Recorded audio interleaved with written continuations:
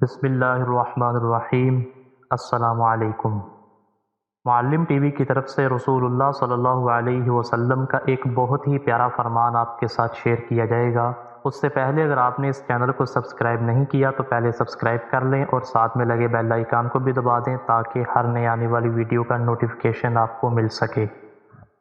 حضرت عبداللہ بن عباس رضی اللہ عنہ نے فرمایا کہ ایک دن جبرائیل علیہ السلام رسول اکرم صلی اللہ علیہ وسلم کے پاس تشریف فرما تھے کہ ایک دروازہ کھلنے کی بڑے زور سے آواز آئی۔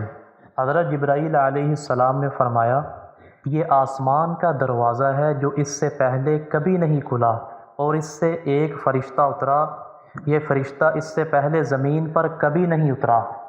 اس فرشتے نے حضرت صلی اللہ علیہ وسلم کو سلام کیا اور کہا، آپ کو دو نوروں کی خوشخبری ہو جو آپ صلی اللہ علیہ وسلم کو عنایت ہوئے ہیں، یہ اس سے پہلے کبھی کسی نبی کو نہیں ملے، ایک سورۃ فاتحہ اور دوسرے سورۃ بقرہ کی آخری آیات۔